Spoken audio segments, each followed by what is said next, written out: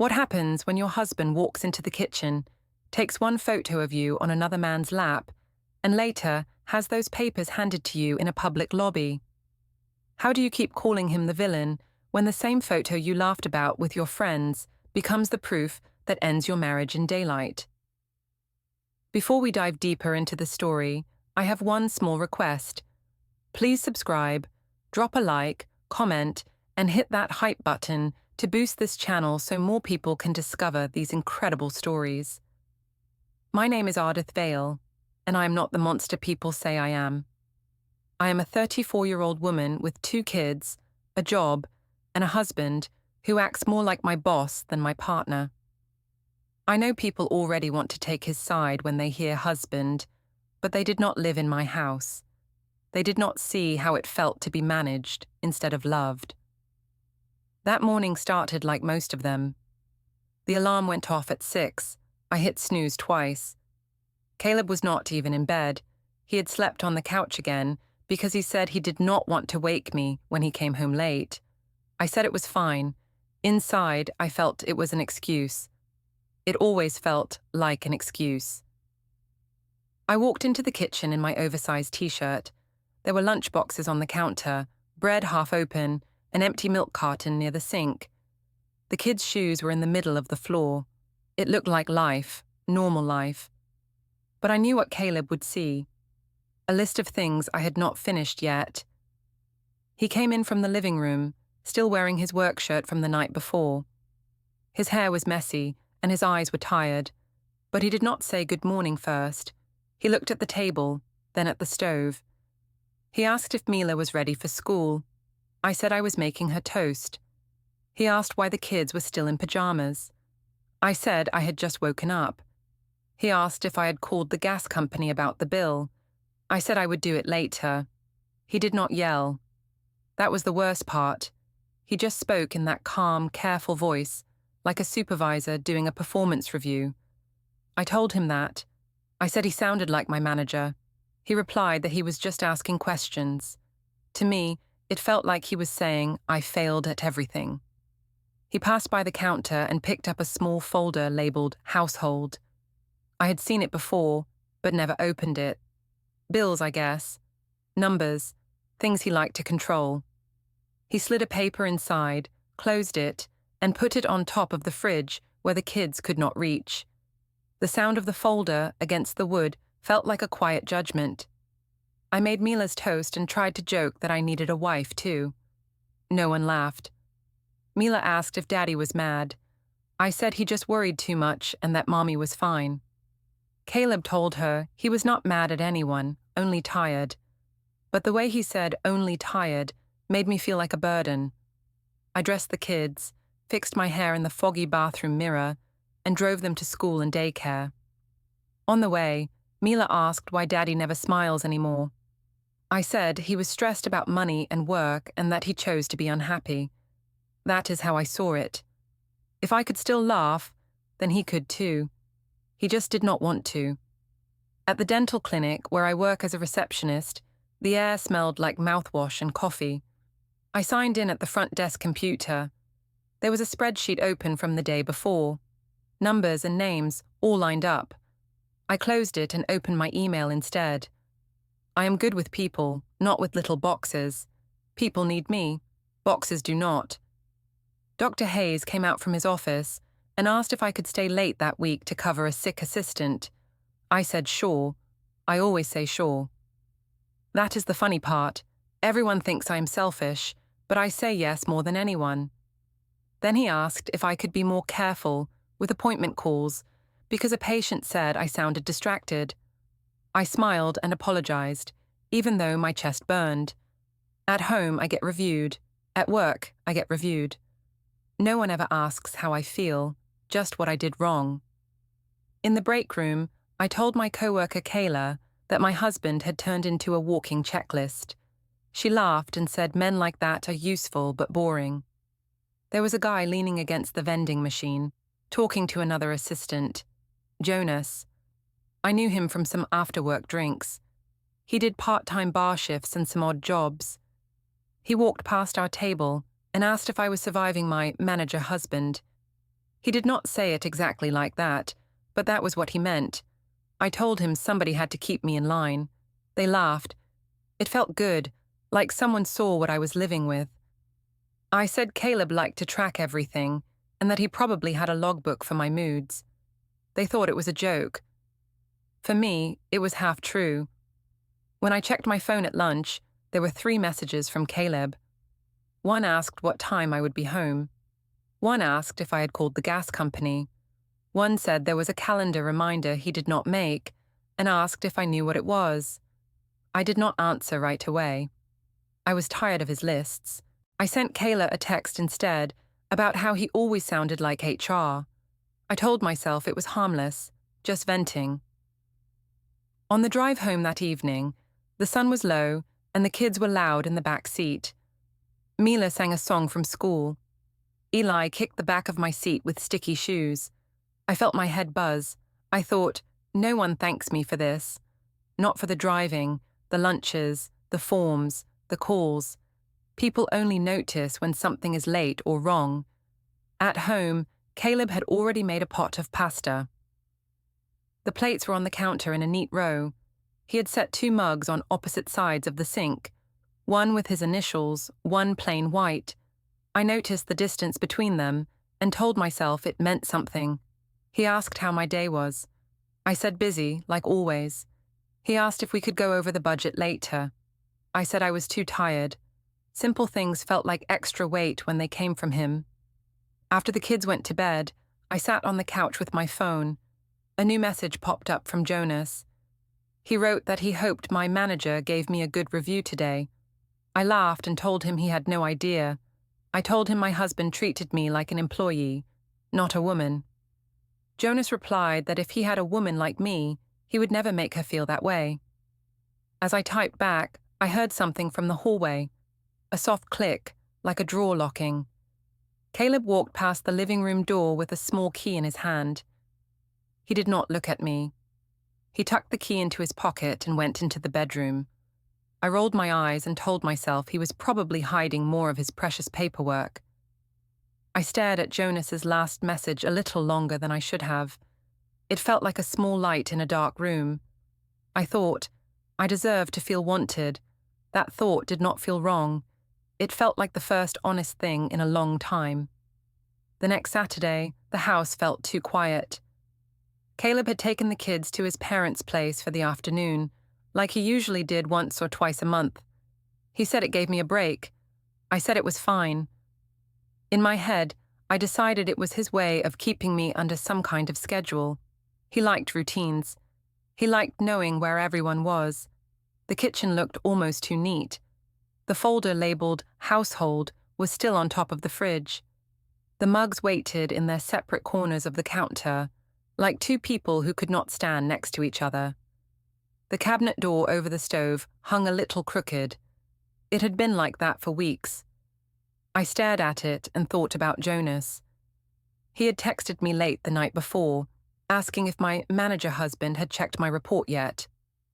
I had sent back a laughing emoji and told him I might need a handyman more than a manager. He replied that he could be both if I wanted. It was not cheating to let him come over and fix something.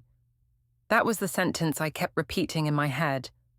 Not cheating to fix a cabinet, not cheating to talk, not cheating to have fun in my own house. I sent Jonas a quick message and asked if he was free to stop by and look at the door. He wrote that he could swing over in an hour. He asked if Caleb would be home. I said very clearly that my husband and the kids were gone for the day. I added a little joke that he was safe from the inspection officer. It felt clever at the time. While I waited, I put on a slightly nicer top and some mascara, just enough to feel like myself again. I told myself it was self-care. Plenty of women do their makeup for no reason. No one calls that cheating. Jonas arrived with a small tool bag. He stood in the doorway and looked around, making a low whistle. He said the place was cozy and that he could see why I felt trapped. I said he had no idea, then listed all the ways Caleb managed me, the questions, the reminders, the calendar notes. I left out the part where he cooked and did bedtime because that did not fit the story. Jonas went to the cabinet and lifted it with his hand. He said the screws were loose. I joked that it made sense, since everything around me seemed to be coming loose. He laughed and asked where the step stool was. I said Caleb kept it in the laundry room and grabbed it for him. He stood on the stool, reached up, and pretended to study the hinge. I could see the line of his back under his shirt. I liked the way he did not hurry, how he let me fill the silence with my complaints. I talked about the night on the couch, about the questions in the morning. I told him Caleb treated me like staff at a hotel. Jonas said, not in those exact words but close, that some men forget their wives are women and not co-workers. I said exactly. That word felt like a warm blanket. He tightened one screw, then another. It took him 5 minutes. After that, there was no reason for him to stay, but he did. We opened a bottle of wine that Caleb's parents had given us at Christmas. I told myself Caleb did not even like wine, so it was fine. We sat at the small table by the window. Jonas asked what I would do if I could start fresh. I said I would travel, maybe move closer to the city, meet people who actually listened. He said he could picture me in a downtown apartment with plants and big windows. I said I could too.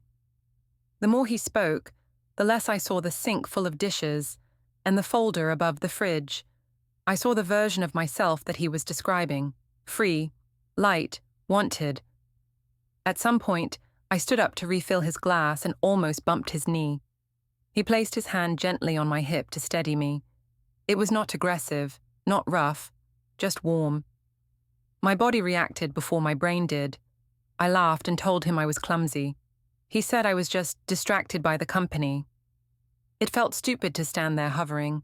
The chair he sat on was wide and old. Without thinking too hard, I turned and sat on his lap, sideways, like it was nothing, like it was a joke. I said I wanted to see if the chair could hold both of us. He said it might not, but he wrapped an arm lightly around my waist. For a moment, the kitchen did not feel like mine or Caleb's. It felt like a movie set. The afternoon light came in through the window. The cabinet door hung straight again. The open wine bottle stood between us and the rest of my life. I told myself it was still not cheating. There were no clothes off, no bed, just a laugh, just a lap. I do not know how long he stood there before I noticed. I heard the front door close with a soft click, not a slam. My body tensed.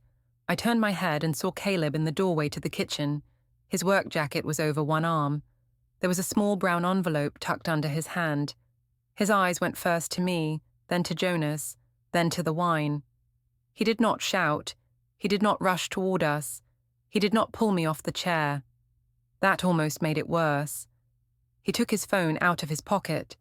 The motion was slow, controlled, like he had practiced it in his head. He lifted it, aimed, and there was a small sound as he took a photo. I remember the click more than anything Jonas said. Caleb looked at me. He asked in a flat voice if I wanted him to send me the picture or if I preferred to keep it as a surprise. I said it was not what it looked like. I heard myself say those words and hated how small they sounded. He told me it looked clear enough. Then he said it was over. Not loud, not dramatic, just a sentence dropped into the room like a stone into water. He placed the envelope on the counter next to the plain white mug, turned, and walked out of the kitchen. Jonas shifted under me when the door closed. His hands dropped away from my waist, like he was afraid they would burn him. I slid off his lap, suddenly aware of my own weight, my own skin. My legs felt stiff and stupid. The wine glass on the table looked too bright. Jonas said Caleb seemed calm for someone who just saw his wife on another man. I said that was how he punished people, with silence and cold eyes, not with shouting. It helped to say it out loud. It turned my own shame into an attack on Caleb. Jonas asked if he should leave. I told him it would look worse if he ran. I said Caleb liked to play mind games and that he probably took the photo just to hang it over my head. Jonas said he did not want drama. He reminded me that he worked at a local bar and did not want trouble with jealous husbands. I told him Caleb was not the type to fight anyone. He just collected little files in his head. I said Caleb was the one who broke us, not this moment. Jonas looked unsure, but when I said it again with more force, he nodded and called Caleb messed up, which made me feel better. After Jonas left, I opened the envelope Caleb had put on the counter. It was only the gas bill. Nothing else. For some reason that made me more angry than if it had been a letter saying he was leaving. He could walk in, take a picture, say it was over, and still think I should call the gas company. Like I was staff, nothing more. I told myself it proved my point. He saw me as a utility, not a wife. I poured the rest of the wine down the sink, more dramatic than practical, and texted my sister. I told Tamsin that Caleb came home early, took a photo of me goofing around with a friend, and announced the end of our marriage like he was closing a file. She immediately called. She asked if he had ever been controlling before. I said he watched my spending, checked our shared calendar, asked questions about my time. She said that sounded like control to her. I did not mention sitting on Jonas's lap or his hand on my hip. I said we were just laughing, and Caleb treated me like evidence. When I used that word, evidence, she gasped and said it sounded abusive. By the time Caleb texted that he and the kids were staying at his parents' house for the night, I had already told Tamsin and my mother that he had caught me laughing and turned it into a crime scene. They comforted me, not knowing the full picture, and I did not rush to correct them. My mother said this was how men control women who dare to be happy. Tamsin wrote that she hated him for humiliating me. I leaned on their words, letting them build a wall between me and what I had actually done. The first public test came at a family dinner a few days later. Nora, my mother-in-law, suggested we all sit down and talk. She chose a small family restaurant with long tables and soft lights, like a peace offering. I agreed to go because I wanted witnesses. I dressed carefully, not too much makeup, just enough to look tired and wronged. Caleb arrived with the kids and a small notebook in his pocket. I noticed how he kept it tucked near his chest, like something important. At the table, people made small talk at first. The kids colored on paper menus. Gordon asked about my job. Nora commented on the weather. Then someone asked how we were doing. I took a breath and told the story. I said Caleb came home, saw me in the kitchen talking to a friend who helped with a repair, and chose to take a photo instead of asking if I was okay. I said he told me it was over in front of a guest. I focused on his actions, not mine. My voice shook at the right parts. Nora asked what exactly he saw. I said it did not matter because his response was the problem, not the moment. She pressed again, gently, and asked if there was any reason Caleb might feel betrayed. I said he always looked for reasons to feel betrayed. I said he treated me like I was on probation. Across the table, I saw his jaw tighten. He kept his eyes on his plate. When he finally spoke, he said he had his own version, but did not want to argue in front of the kids. To me, that sounded like an admission of guilt. I told everyone he was twisting things and trying to make me doubt myself. I said he had been distant for months, sleeping on the couch, always checking bills and calendars instead of touching me. I said his photo was not about hurt, it was about power. Some relatives glanced at him with pity, others with suspicion.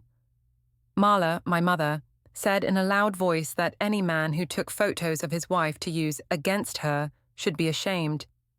The word against echoed in my head. It made Caleb's quiet note-taking feel sinister. Later that week, at the playground, I tried to push him into an emotional fight.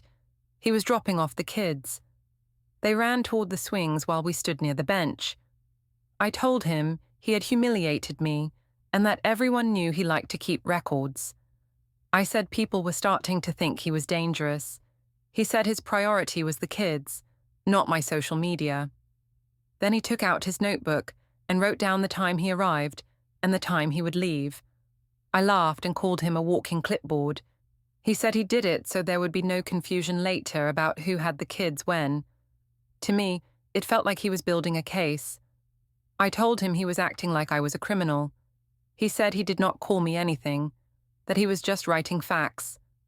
Mila ran up and asked why Daddy had a notebook. I said he liked to spy on us. Caleb frowned and told her it was just to remember things. I saw the hurt in his eyes when she stepped closer to me, but I pretended not to notice. That night, on Jonas's apartment balcony, I told the whole story again, but in a way that made me sound like the brave one. I said I sat on his lap as a joke, and my husband decided to destroy his own family over it. Jonas said Caleb sounded unbalanced. I rested my head against the balcony railing and agreed. I said I was tired of being the villain in Caleb's silent mind. Jonas said I was not the villain. I was the one finally waking up. With the city lights below us and a drink in my hand, it was easy to believe him. When people say the truth comes out online, they always act like it is a good thing. For me, it started with a simple status. I sat at the reception desk between appointments, the clinic quiet except for the soft whine of the drill in the back room. My hands shook a little, partly from coffee, partly from anger I did not want to name. I opened the app and stared at the blinking cursor. Then I wrote, "Imagine your husband taking photos of you at your lowest instead of helping." I added a crying face, a broken heart, and pressed post. Kayla leaned over the desk and asked what happened this time. I told her Caleb came home during a stress breakdown, acted like a paparazzi, and announced he was done. I said I was just sitting and talking to a friend, and he turned it into a file. I used that word on purpose. It made him sound like a creep. Kayla said that was insane, that a normal husband would ask if his wife was okay, not snap pictures. She shook her head and said some men love control more than love. Comments started to show up before my tea even cooled. Friends wrote that they were so sorry and that I deserved better. Someone said no wonder so many women are scared to be themselves. Another asked if I felt safe at home. I liked that one, even though I was not actually scared. It made me sound brave, like a survivor. Each comment was a small pat on the back, proof I was not crazy. When Caleb texted to ask if I could swap weekends for the kids, I felt a rush of irritation. Not one word about the post, not one question, just logistics. I told Kayla he was probably stalking my page quietly and making notes. She said that was even worse.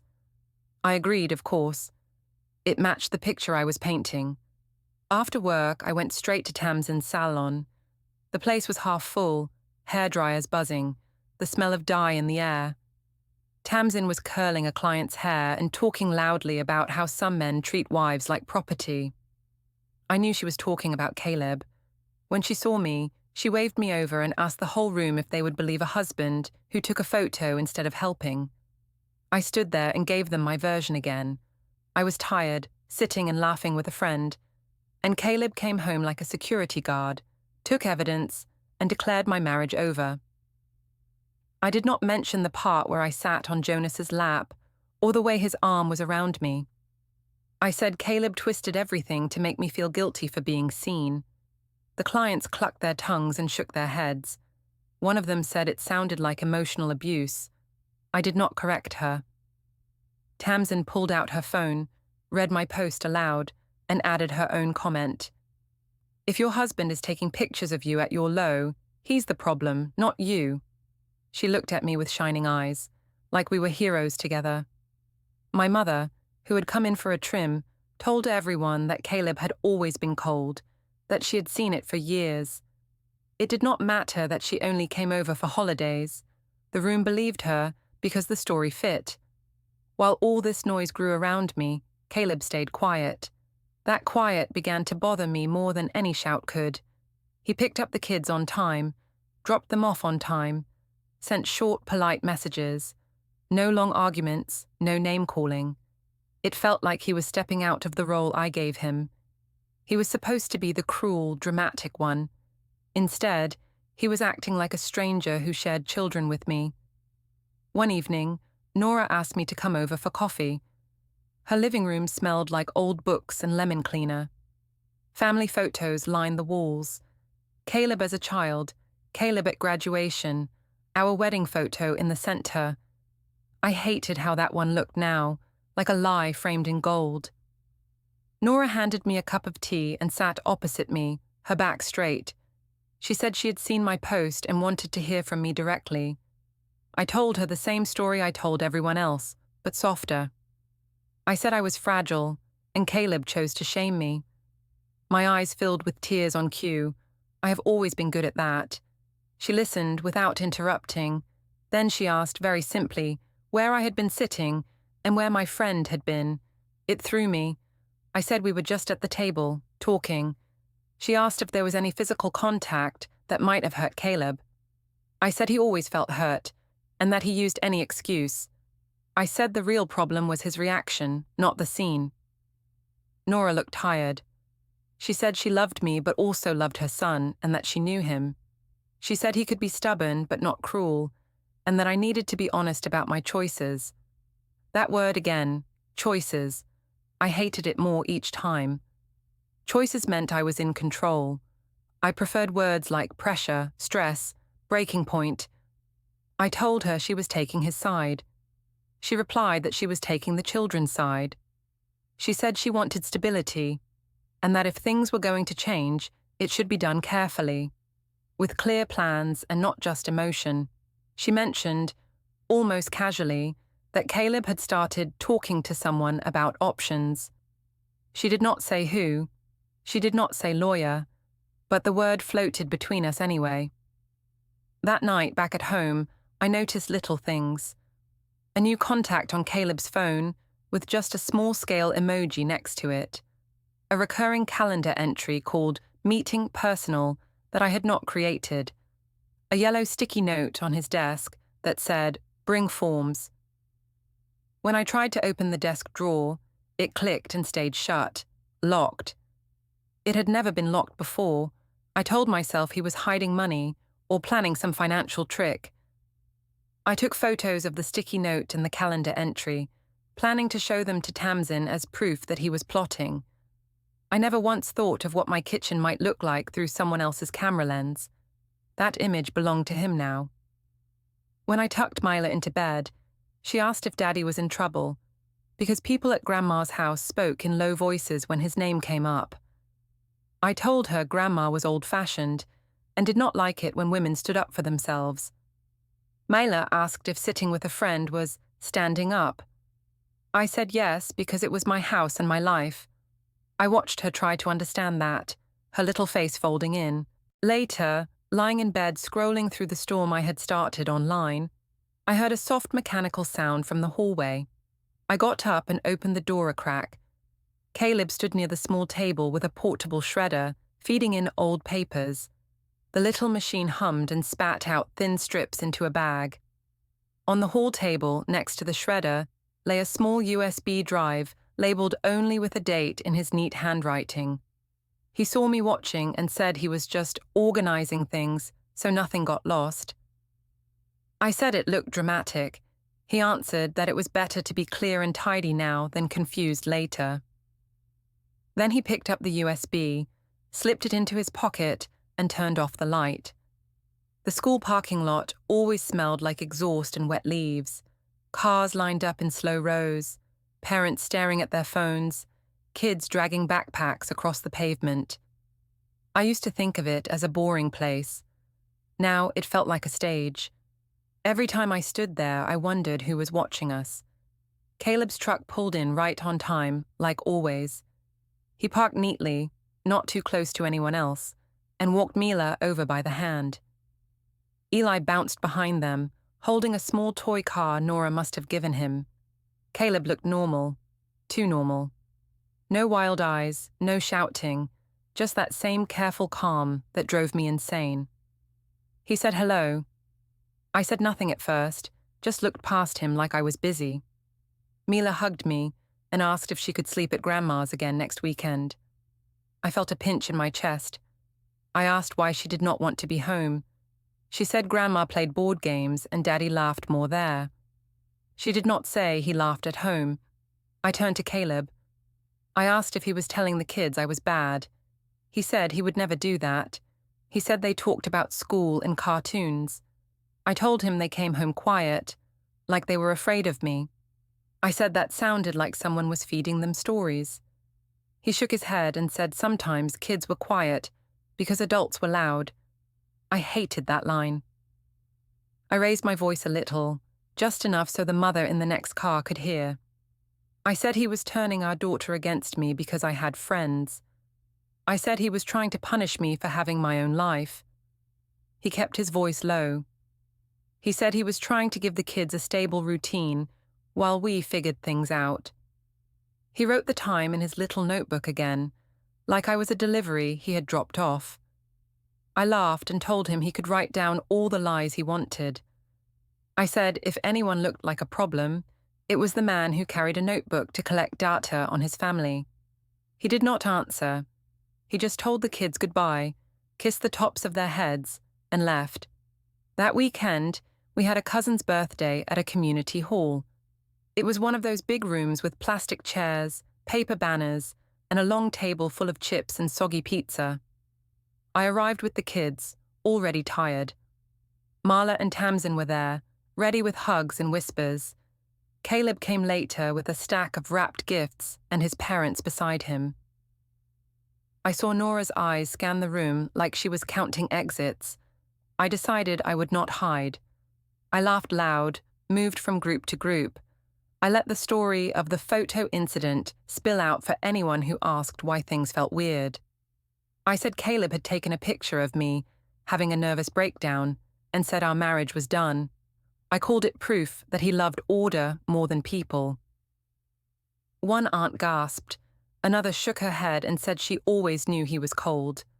Marla nodded along, throwing in little extra details that were not even true, like how Caleb had always checked my phone and forbade me from going out. He had never done that, but the lie fit so well that I did not correct her. Truth is flexible when you are hurting. At one point, I saw Caleb standing by the snack table with Nora and Gordon. He had that same notebook in his hand, open.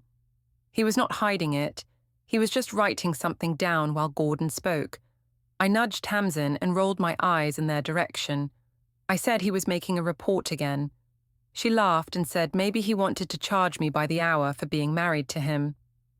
I walked over with my cup of soda. I said, loud enough for a few cousins to hear, that he must be very busy taking notes on how I passed the chips. I asked if he wanted a photo too, or if his camera needed a rest. A few people smiled awkwardly. Caleb met my eyes, then closed the notebook. He said we needed to talk later about schedules for the kids. I said he could talk to my lawyer in the mirror, because I was not going to play his little control games. He replied that this was not a game, and that the kids deserved clarity. Nora put a hand on his arm, like she was reminding him to stay calm. That annoyed me even more, like I was the dangerous one. During cake time, Mila stood between us. She asked if we were still a family. The room went quiet for a second. All the noise pulled to the edge. I told her, of course we were, that Mommy and Daddy just had different ideas about fun. Caleb said we would always both be her parents, no matter what. His words sounded tidy and final at the same time. Later, while the kids chased balloons around the hall, I cornered him near the exit. I said I knew he was talking to someone behind my back, that I had seen the calendar entries and the sticky notes. I said it looked like he was planning to file something. I did not even know what exactly, but the word felt sharp. He didn't flinch. He said he was putting things in order so that the children would have a clear plan if we could not work things out. He said he did not want chaos. I told him he was making chaos by being cold and secretive. I said if he wanted to punish me, at least admit it. He shook his head and said, this was not about punishment, it was about protection. We met again a few days later at the park. The kids ran ahead to the swings. The air smelled like cut grass and fried food from a nearby stall. He handed me a printed list of weekends for the next 2 months. Just dates and who had the kids when. No titles, no signatures. I crumpled it in my fist and said I was not signing anything. He said no one asked me to sign, He just wanted us to see the same thing. I told him I might move Jonas into the house if he kept acting like a robot. I said, at least then, there would be someone who made me feel wanted. I watched his face, waiting for a crack, anger, jealousy, something. He only blinked, took a breath, and nodded once, like he was storing the sentence somewhere. Then he said, we could not keep living in this half-state.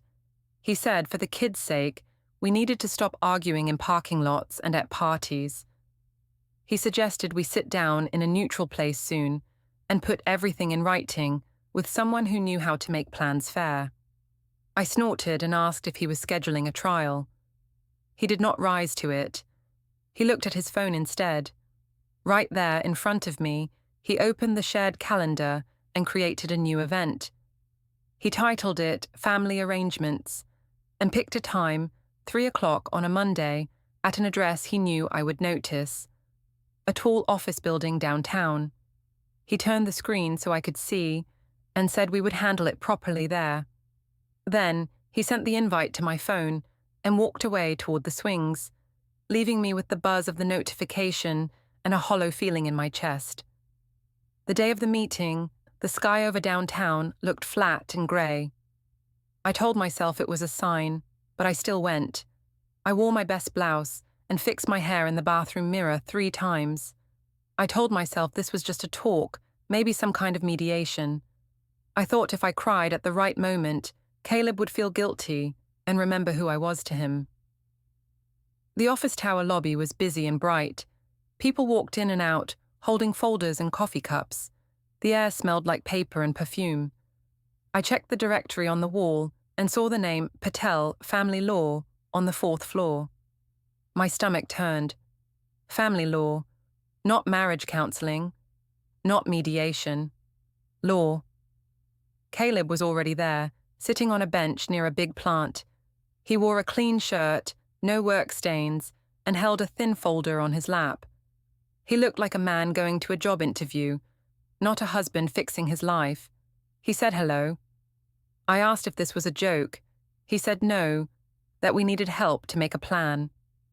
I started to speak louder, telling him we could talk without strangers, that he was making everything worse. He kept his voice soft and said this was the safest way to do things now. That word, safest, hit me in a strange way, like he was the one who needed protection. A woman in a blazer came out from the hallway with a clipboard. She smiled at both of us. Before she could even say anything, another woman approached me. She asked if I was Ardith Vale. Her voice was clear, and a few people in the lobby looked up. I said yes, slowly. She handed me a large envelope and said these were legal documents and that I had been served. The word sounded heavy and ugly in my ears. She turned and walked away like it was nothing. Caleb did not move from his seat. My hands shook as I opened the envelope. On top was a paper with my full name and Caleb's full name. The first line said, Petition for Dissolution of Marriage. The next pages talked about marital misconduct, about an incident in the kitchen on a certain date and time. It mentioned a photograph as evidence. It listed phone messages and social media posts, my jokes, my little stories. There was a section about the children. It asked for temporary orders. It said the kids would stay mainly with Caleb at his parents' house for now, with clear times for me to see them. It said this would give them a stable place, while issues between the parties were sorted out. It also asked the court to control our joint accounts, so money could not move around without record. I looked up at him. I said he was trying to take my life away because I sat on someone's lap. My voice echoed in the lobby. A man by the elevator pressed the button again and stared at the floor. A woman with a briefcase pretended to check her phone. Caleb stood, still holding his folder. He said he was not taking my life away. He was putting things in order. He said this was the only way now, because talking had turned into shouting and stories online. He said if I wanted to say anything, I could do it through my own lawyer, and that he would answer in writing. I told him he was making himself the hero. He shook his head and said he just did not want the kids stuck in our fights anymore. Then he nodded to the woman with the clipboard and walked toward the elevators. I stood in the middle of the lobby with the papers open in my hands. The word swam, but one line stayed clear. A copy of the photograph is attached as Exhibit A. I saw the small printed image of my own kitchen, my own body on Jonas's lap, Caleb frozen in the doorway with his phone raised. The same moment I had kept calling nothing was now the center of a legal file with my name on every page.